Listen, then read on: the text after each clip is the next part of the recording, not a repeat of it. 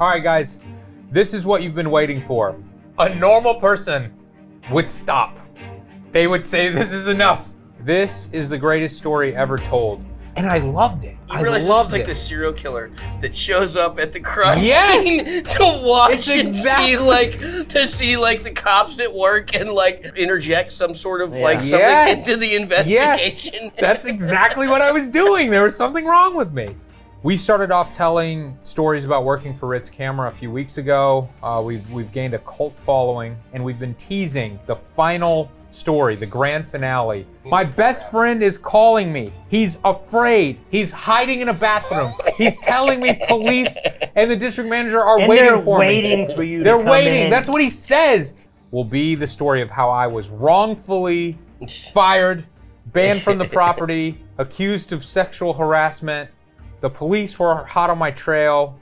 There was a lot of horrific things that happened to me. And I don't think any of it was my fault. Wrongfully is a big word to use. I mean, I was a little bit to blame. But in my mind, Patrick is gagged in the back already with a gun to his head. He's been apprehended. And they're coming to get me. We will let them be the judge. Yeah. So let's cheers to Ritz Camera. To Ritz Camera and the character known as David Riley. And Mr. Marbles and Mary Poppins.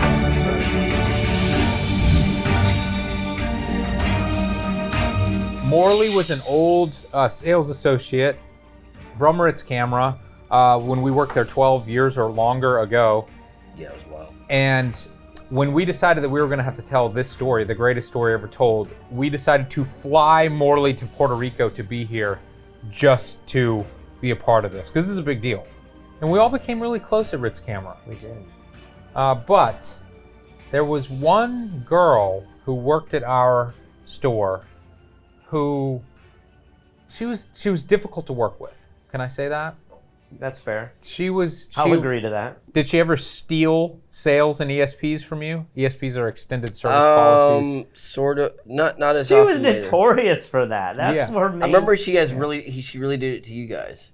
For those of you who didn't watch previous episodes, extended service policies were how Ritz Camera made most of their money, or a lot of their money, and the sales associates would make commissions. Shelley had a photography degree. Whenever we were arguing about anything, she would use the photography degree as like this trump card of, I know more than you, I'm educated, you're not. What's ironic though is when I met you, you were a full-time working professional. Yeah, but that didn't matter. That didn't matter. I didn't have a photography degree. You didn't want to be on a shift with her. Right, alone. like we always hoped when we were on a shift, it was with us. I think you guys were at my house one night, maybe after work, and maybe Shelley had stolen an ESP from one of us or something. She had argued with us in front of a customer. I don't know what it was. And I mentioned, have you guys ever heard of IP relay? And I don't know that you guys had. I had. You had. I knew of it. From I college. think I had heard of it, but I had never used it or anything. It wasn't like big on my, like I'd used it once or twice, but I didn't know the capabilities of what was possible. So the whole idea here is that you get on AOL Instant Messenger, you type in IP relay, you just hit like hi or anything, and it says type the number you want to call. So we type in the Ritz Camera phone number, and then it says you are now connected with Ritz Camera. Ritz Camera's perspective, they get a real phone call with a real person on the other end, and the person on the other end says, hello, my name is Karen with IP relay. I have a deaf person on the other end of the line, and I'm going to relay what they say to you. We used it in college just to prank everyone. And everybody would do it to everyone. That's where I first heard And about the crazy thing is no matter what time and how long you wanted to do it and what you said, these operators would be available at any time. 24/7. They would say anything you wanted, and they would never hang up. I was shortly out of college. I did not like Shelley. Shelley was working. Maybe she had just stolen something from me. We knew that Shelley was greedy. She wanted all the ESP money. So we just thought, all right, we're going to mess with her.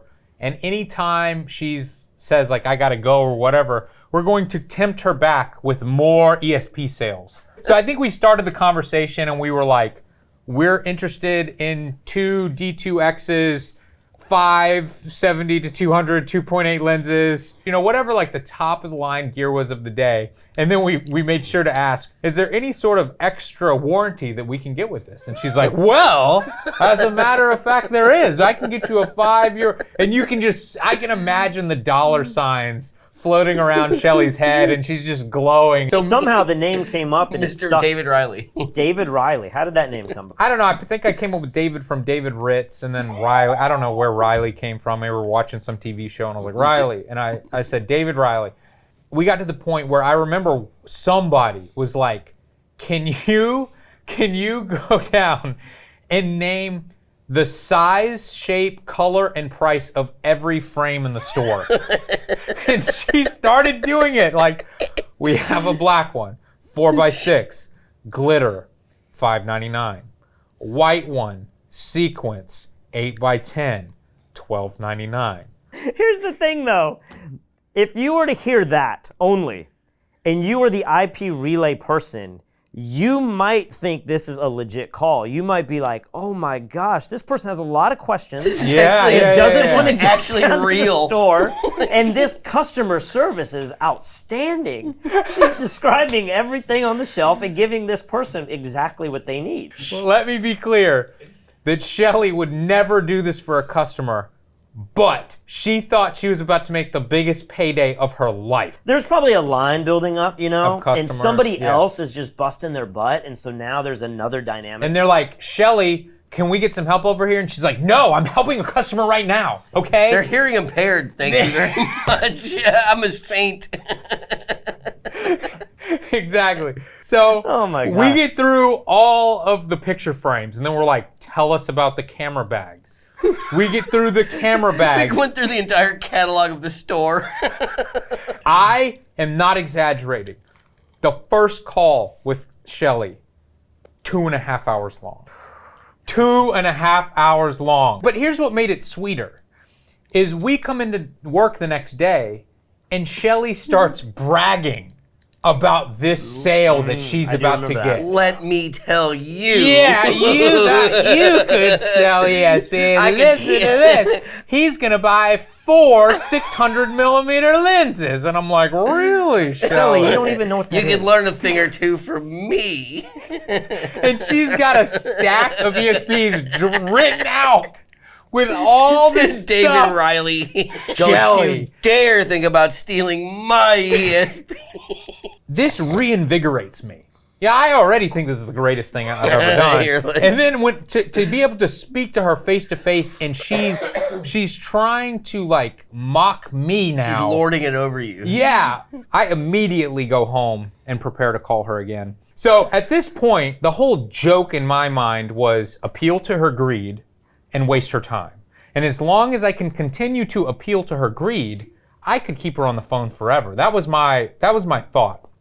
So I think I called back and I enticed her with like, I don't know if I want just 2 D2Xs anymore. I'm thinking about 5. It was just the dumbest possible thing somebody could say. Like, nobody would need that. I think that one goes well. And again, I come into work and she's gloating more. Now it's 5 D2Xs. And I just think this is the greatest thing that's ever happened to me.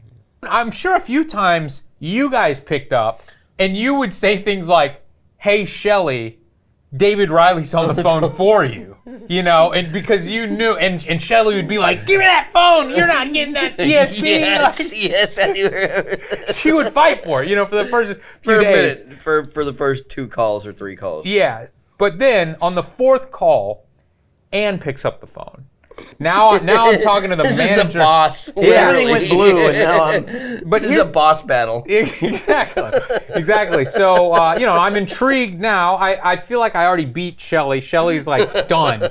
But now let's see what I can do with Ann. Shelly, to keep her on the phone, I had to appeal to her greed. Ann cared about people, and she cared about the Ritz Camera company, and she cared about our numbers. Integrity She was loyalty a and company man, though. A helpfulness. company Yeah, woman. A exactly. company woman, like, would do anything for Ritz. And anything for the customer, like for the she customer. cared really deeply. Which, for the in a lot of customer. ways, is She the had a good main work- quality that you want in an She employee. had an excellent work ethic. She kept saying, why don't you just come in and I'll help you in person? So I had to like think on the fly and come up with this character of like, yeah, why am I just calling and why aren't I coming in? So the story became David Riley is this deaf guy. But there was a problem, like the reason why I could never come to the store, but I was always about to come to the store. And that's when this sale was gonna happen, and that's when it would all pay off. I'm coming tomorrow. I remember doing this stuff, yeah, where I'd like right before close, I'd call and be like, I'm on the way right now. And she'd go, oh no, we're closing in 10 minutes. And I'd be like, don't close. I'm on the way, and I've got I think cash. I'll make it at like 8:50. 10 minutes to spare. And then but he won it. I'd always call her the next day and be like, I'm so sorry. And I'd have some ridiculous excuse. But anyway, I had 2 cats. And a lot of the stories revolved around my cats and my desire to take photographs of my cats. You know, I was like a crazy cat man. That was kind of like the story that I had created. I want a tripod that Mary Poppins can easily climb up so that when I'm taking pictures, Mary Poppins can be with me or whatever. Do you have those type of tripods? And Anne, being the type of person and manager she was, she would say insane stuff like, well, we have this one Transcend tripod here, but if you buy it, I will help you install carpet on it.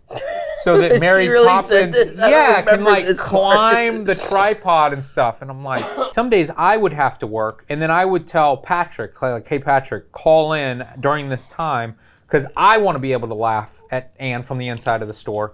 But you guys have to realize that when you're pranking at this level, and there's this much work that's been put in, there's a lot of information that has to be relayed. There has to be consistency in the story. Exactly. So when I would talk to Anne for 3 hours over the course of 2 or 3 days. You'd have to fill us in. I'd have to then call Patrick and be like, hey, tomorrow at 11 a.m. you need to call. Keep in mind that Mary Poppins almost choked on a grape yesterday. And then Mr. Marbles is considering a camera bag. Exactly. And you're like, yeah. Wait, what was that last one? And I'm like, don't even worry about it. Just Mr. Marbles is considering I got the first camera bag. It started as David Riley loves cats and wants to take pictures of cats. That then turned into the cats themselves are the photographers. Is there a way they could control a camera? Right. I would say the average amount of time I spent each time I called was an hour and a half. Each time. Daily though, too. This is daily. Daily. I didn't call every day, but I would say I probably called around 5 days a week. And at this point in the story, all I'm going to admit is that I had been doing it for around 1 month. I had been doing it for 4 weeks now, and I had been calling 5 days a week for a minimum or an average of an hour and a half, 5 times a week. A normal person would stop. They would say, this is enough. At this point, I was spending more time prank calling the store than I was working at the store. I wanted to prank call more. So what I started doing was I started going to work on the days that I did work, and I would bring a laptop and I would prank call from the store looking at my boss in the eyes. So she would start being like, we need to clean all these shelves or whatever. And I'd be like, oh, really? And I'd say, let me check my email. And I would, all of a sudden, ring, ring, ring, ring. And she'd go pick up the phone. And then, she'd have this look like, it's David Riley again. And sometimes she would like cover the mic and like talk to you and be like, it's him again. It's David again. And I would be there just like I am looking at this camera right now. And I'd be like, really? Who is it, Anne? And I'd be typing, it's me, David Riley. She's neglecting customers. She's neglecting managing us. She's doing nothing of value.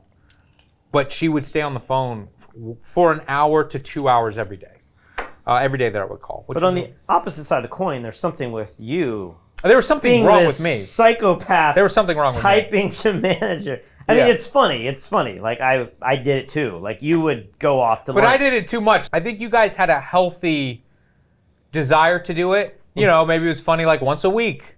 Yeah. Or it was funny like 2 or 3 times, and then it's not funny anymore. Yeah. It got exponentially more funny to me. It was an unhealthy compulsion for you. Yeah, just because I felt like the stakes kept getting higher and higher. The other interesting thing that starts happening is Anne starts taking notes of everything that we talk about. It was like in her mind, something went off where she said, I need to document this. Because she was documenting is stuff gonna be that wasn't important. in order. It wasn't things that were going to be bought. No. But it was now things that are being said. Again, this is how insane I was. I would then come to work on the days that I was off, and I would act like I was just walking by just because, like, oh, I'm bored, and I was in the shopping center. And I'd be like, what's up, Ann? What's new? And then she'd be like, you won't believe what happened today. And I'd go, tell me more, Ann. And she would then retell the story that I spent 2 hours telling to her.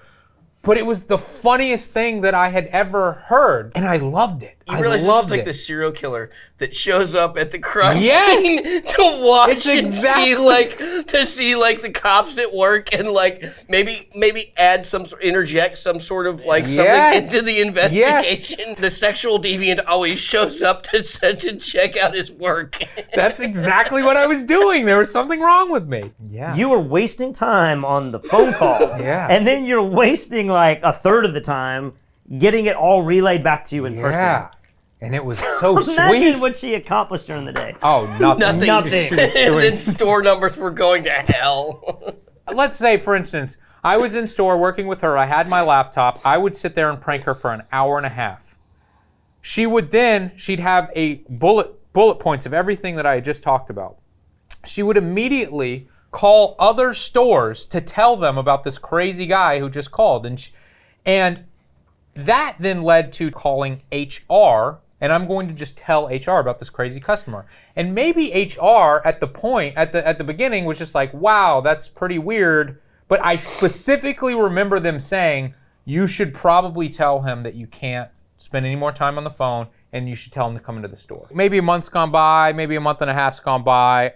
I am consistently doing it 5 days a week because I'm insane. As you can imagine, I'm running out of material. Like the cats are taking pictures. I'm bringing up stories about the cats choking on SD cards, and that's why I want to shoot with compact flash because they're bigger, and the cats can't choke on them. I forgot about that. Just the dumbest possible stuff. And Ann is like, I've measured the SD card, and I think a cat's gonna have a hard time putting it in their mouth. And you're like, Only we had known about ritzpics.com at the time. Maybe it didn't exist. We could have had an even bigger online personality. We could have started sending pictures. oh, digital pictures. Oh my that gosh, would that have would've been been great. Cats? Dude, Yeah, I'm like, so he glad could've- that wasn't an option. He could have had a whole other life. I would have spent my life savings just continuing the prank and I would just send a never-ending. I would call Lee up and be like, stream. what are you up to? And he's like, you won't believe it, but I'm shooting pictures of cats You right mean now. borrowing friends' cats to make... I would have done that. I am not joking. I would have done that. I'm going to have to take your cat for a few hours. We're going to do a photo shoot. I was taking this prank more seriously than my wedding photography business, for sure. As you can imagine, I got to come up with new material. I start telling more backstory about me and how I became deaf and like who the cats are, and I got them as kittens and all these things. And Them as kittens. I make up this crazy story about like how I am a super conservative Christian, and I'm very fearful that Mr. Marbles might be having homosexual relations with other cats in the neighborhood when I'm not watching. You know, I think in the night when I'm asleep, Mr. Marbles might be doing these horrific things that are against my core beliefs. It's not him doing it. It's the neighborhood cats. The cats are. It couldn't be Mr. Marbles. He would never do that. It's like he's being mistreated. He's being coerced into this. Yeah, he doesn't want to. Homosexual cat lifestyle. He would never do this. He's the black sheep. He's the good one. Yeah. And you must help me. You're the only person I know who can help me. And so at the beginning, I was going to use photographic equipment with the extended service policies, again, trying to reach the greed level, to fend the cats off. For instance, I would ask questions like, do you think that if I put an SB800, that's the flash, do you think if I put an SB800 out in the garden and Mr. Marbles was out at night, It would be strong enough. to blind the offending cats. Yes. And she'd be like, I'm pretty sure it would be at 1/1 power. It's very bright. And I'd be like, excellent. I remember a monopod. Yeah, well, monopod. Yeah, Could a monopod also double as a club to beat away the attacking cats? Exactly. Yeah. And she would answer the question. She'd be like, yeah, I think when it's, maybe not when it's short, but when it's extended, I think you could probably fend the cats off. And then that turned into like me wanting to kill the other cats or trap them. I remember we were asking if maybe she knew where we could get some sort of like traps. Yes. So we could trap the offending cats. You could probably try eBay. That then led into we want the bear ones that like break their leg and eat their leg in the thing. And she'd be like, I don't know where you can get that. Maybe a hunting store. But keep in mind that all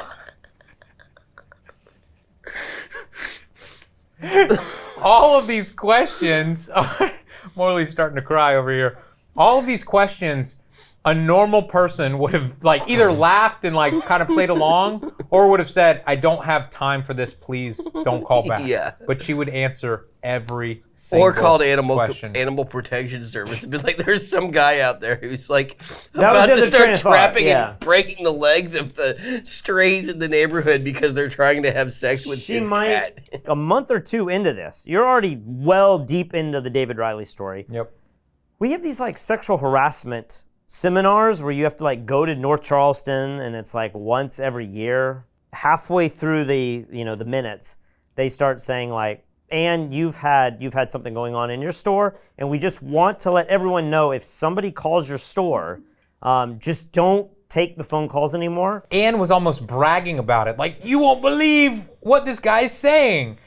And everyone in the meeting was like, Anne, why don't you just stop taking these calls? And she was like, yeah, but listen to what he says.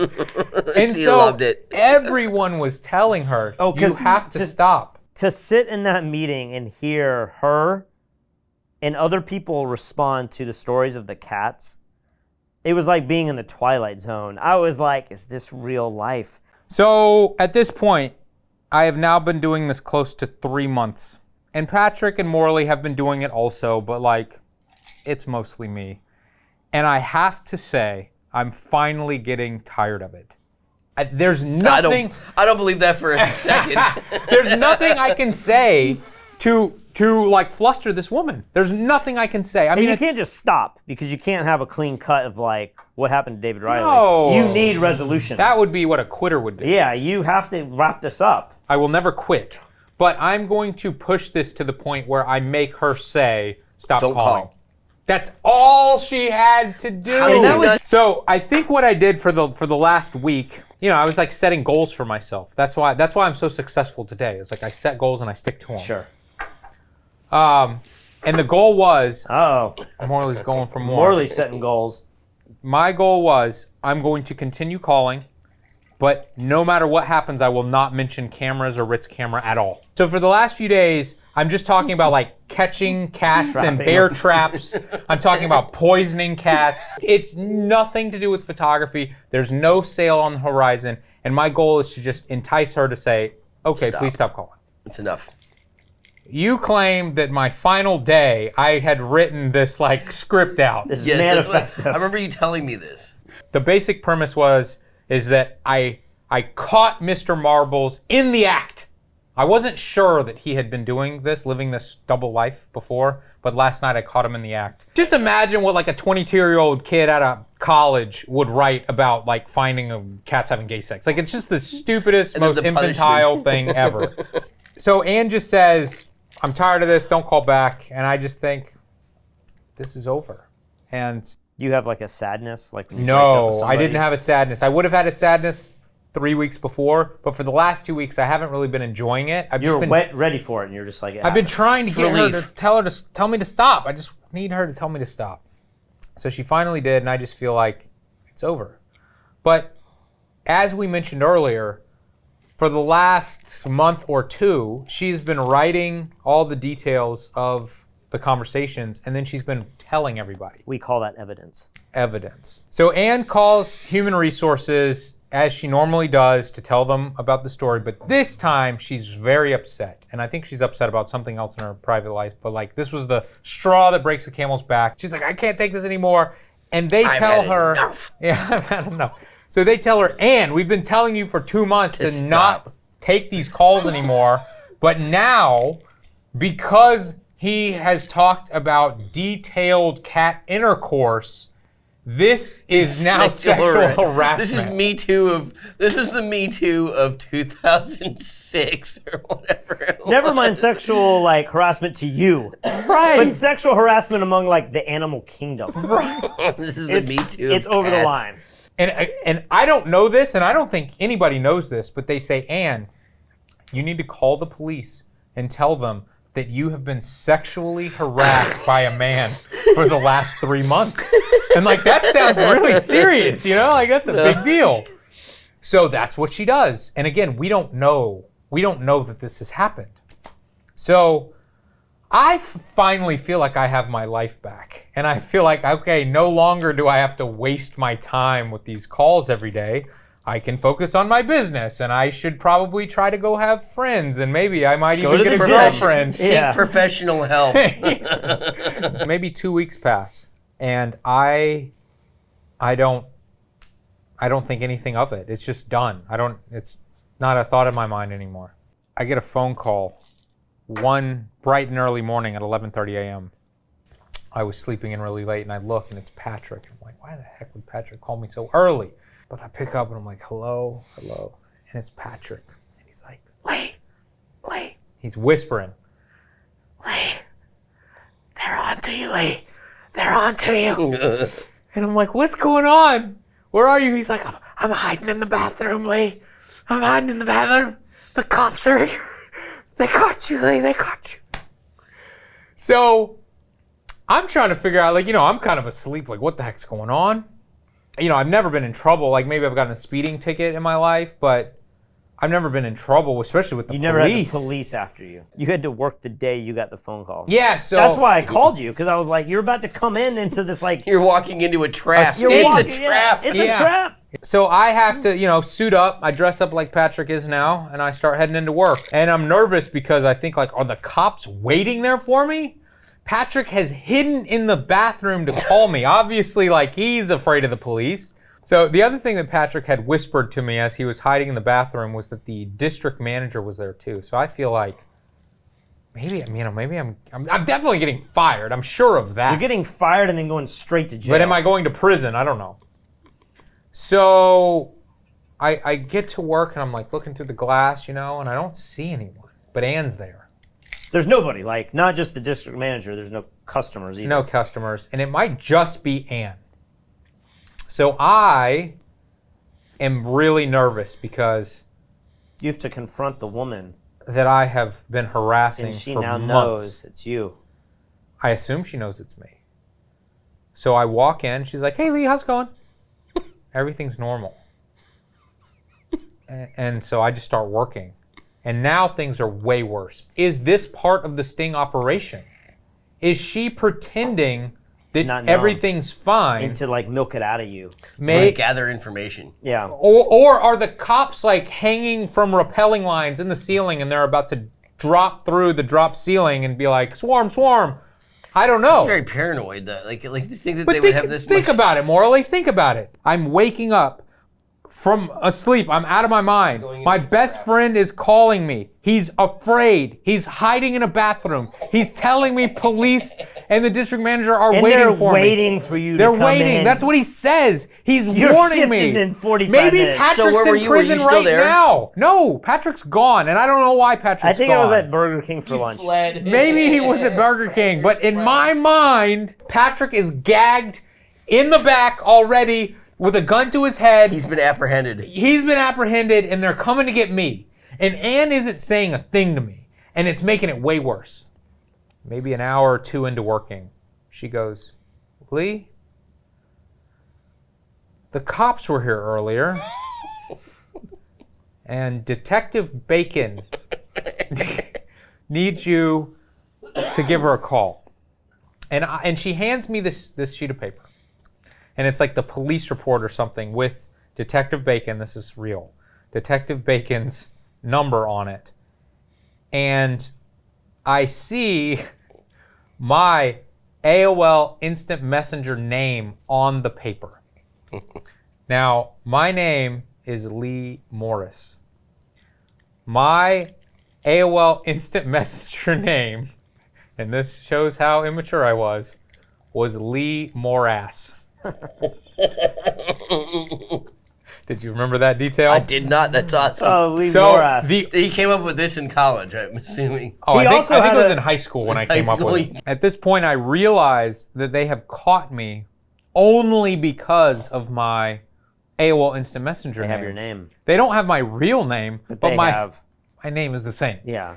And I say, Anne, listen, I'm so sorry. This got way out of hand. There were a lot of people involved, and it was nothing personal. It was just a stupid prank or something. And she goes, oh, no, it's fine. It's fine. I understand. She totally understands.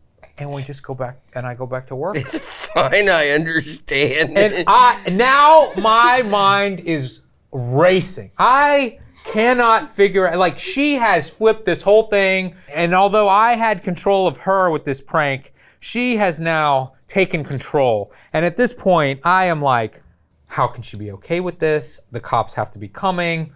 Patrick's in jail. Like, I don't know what is going on, but she is playing me now. She should be embarrassed that she Played along with played it. along. I should be embarrassed that I did this and I don't have a life. But she should definitely be embarrassed that she called the cops over this. Like, this is crazy that the cops are involved now, but she's just acting like, no big deal, just call the cops and, like, it's no problem. So, Cops are out looking for you. They came to our store. yeah, they're on the hunt. They're on the hunt to get me. Bacon. Bacon is on my trail. So we work for a few more hours, and I am freaking out even more now. And Anne comes to me. This is the crescendo of the entire story. Anne comes to me and goes, Lee, I just have one question. How do you think David Riley hacked your computer? She thought, when she saw the police report and it said Lee Morath, that David Riley was a real person that really had cats that took photographs. And these cats, were having these extramarital Escapades. affairs at night. This was all real. That was real. But then somehow he hacked into my computer and made it look like it was me. That's what she thought was going on. This is a scary world that Anne is living in.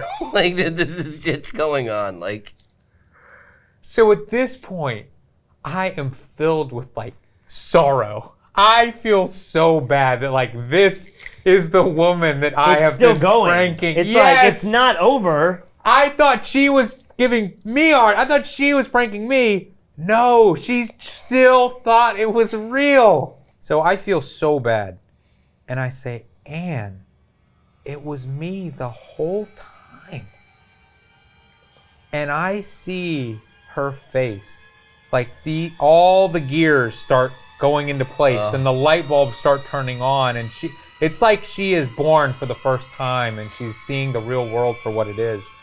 And she goes, you're in a lot of trouble. I called the police on you. And I said, I know you called the police on me.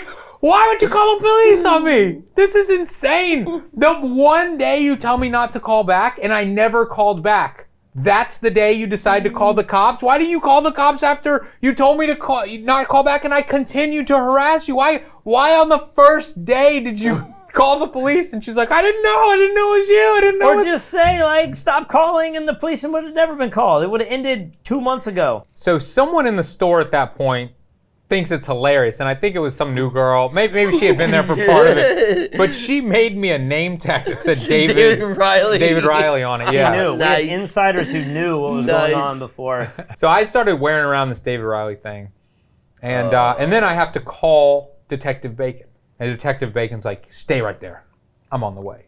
This is the big break for her. This is the biggest case she's had. I know. Sexual harassment in town center. So Detective Bacon takes me into the back room, shuts the door, plops down this folder.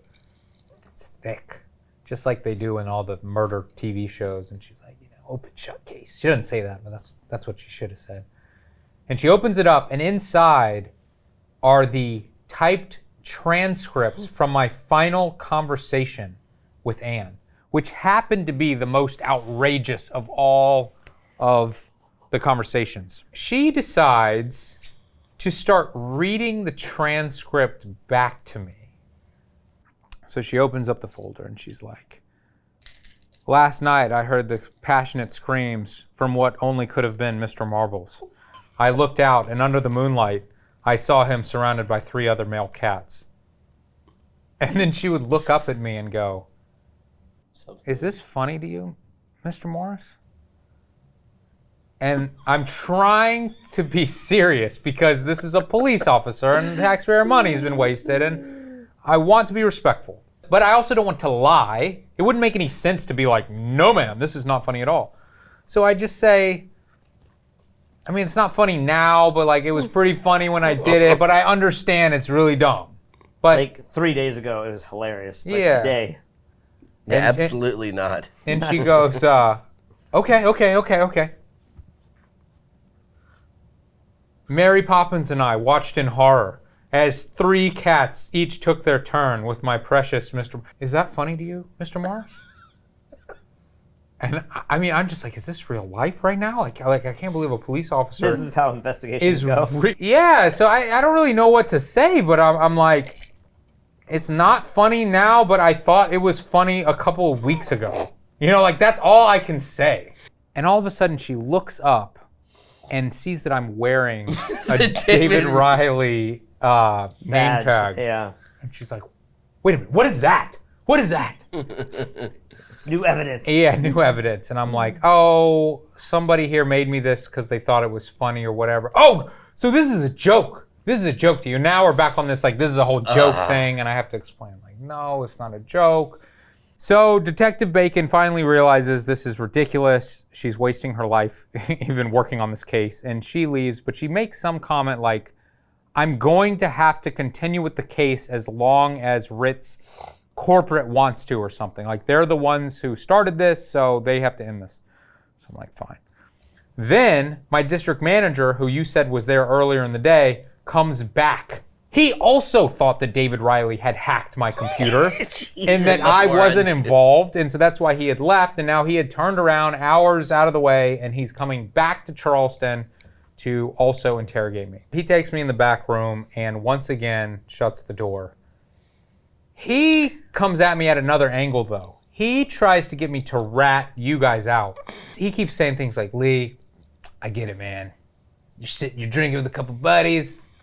You turn on the computer, you know, you want to prank your boss. I get it. Just tell me their names and nobody's going to get in trouble. And I was like, it's only me. Patrick. I know you and Patrick are good friends. Like, Patrick was in on it. Maybe he didn't do a lot, but he was in on it. Come on. I'm like, He knew. He didn't even know. How insane did I look to this manager where I'm like, nope, every day after work, I go home by myself and silently prank call my boss. He's like, Lee, you just While need a girlfriend. And yeah, and don't talk to anyone. I said, why don't I just quit and let's just end this right now? Or you can fire me, like whatever you need to do. But there's no need to continue to prolong this. Like everybody, to make you feel bad or something, they want to make it seem like a big deal. But I knew it wasn't a big deal. It was just a prank phone call. A firing would for solve 3 months. everything. But like, just fire me and make that be the punishment, and let's just stop all this insanity. And he literally says, Lee, you're one of my best employees here. You know more than anyone about cameras, so I really want to figure out a way to keep you on. I'm like, okay, you know, like I'll keep working here, I guess, if I can. But be awkward with me and Ann. Yeah, it's gonna be really awkward with Ann just because she knows I did this to her for so long, but then she called the cops on me, and like now I'm in trouble with the police. It's kind of weird, but whatever. I leave that day. And I get a phone call from him the next day, and he says, hey, Lee, I really went to bat for you or something, but Ritz Central says we have to fire you. It's coming from the top. David Ritz himself is like, we got to fire that guy. He's insane.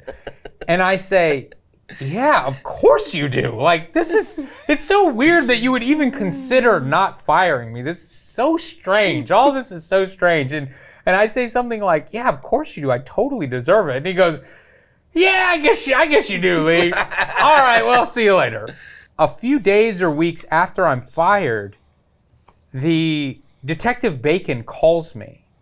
And she says, Ritz Camera won't press charges if you sign the sheet of paper saying that you'll never set foot on the property again. And I go, like, okay, I guess I don't want charges to be pressed or whatever. So I have to go to the police station and sign this thing. What is it? Yeah, it's a trespass notice. Fast forward a couple years, Ritz Camera is going bankrupt. You get fired. You can watch those other episodes. We have those on our YouTube channel. And all the stores are closing all over the place. And there's one final store in Charleston that's not the one we were at, but another one. And I need prints made or something. And I go into the store, and I haven't seen Ann in 2 years or something. I don't know. There she is. But she is a sales associate now. She's been demoted because everyone's been getting fired and everything. So I think you had been fired at this point, and I didn't make the cut. If they can take a manager and make them a sales associate, they're definitely not keeping a loser sales associate like you. So I go there and I feel a little awkward because it's Ann, and we were cool, but I hadn't seen her in a long time. She's like, "Oh, hey Lee, hey Ann, whatever." And then the district manager comes out of the back, and he goes, "Lee, how's it going?" I'm like, oh man, like everyone's here. There was another sales associate in there whom I had never met. And she goes, "Is this the cat guy?" Riley. Yeah. And You're I'm a like, celebrity. yeah. My Nice. story had been passed through all of the Ritz cameras, and then, they had been consolidated down into this one final store in our area. And then the manager goes, "Oh yeah, that's him, and that was funny as hell." Like he starts going on this rant where like even he thought it was hilarious. He knows the legend. Yeah. The legend of David Riley. Yeah, so he's like, "Oh yeah, I was there for all that. That was some good stuff or whatever." And then soon after that, Ritz goes fully bankrupt and no more stores. Nobody's working for Ritz anymore. And I'm so glad that I got to see them one final time, like right before it all went down. Like a big reunion. Reunion. Yeah, it was a big reunion. So that wraps up what I like to say is the greatest story ever told. Here's the thing, though. So many of you guys have had such high expectations for this story. We've laid it all out. How do you feel they're going to respond? I don't know. So the truth is, guys, we have been filming this story alone for close to 3 hours. And we keep going on so many tangents and details and so much stuff that has to be edited out. I'm going to try to edit this to under an hour. I don't know if it's going to, capture the essence of You know what that means? They're only going to be that much more upset. They're going to be like, what are the hours? We want the director's cut. We want the director's cut. What was said that didn't make the cut? A lot of it is just us enjoying the experience of when was the last time all three of us were in a situation where we could talk about this story? It's been over a decade. It's been a long time. Yeah, it's wild. It's wild. And then to think that us three poor losers were all working at this crappy retail job. And then 12 years later, we would be meeting up in Puerto Rico to film a video to release to the public about the time that I almost went to jail for sexual harassment. It's like the craziest turn of events ever.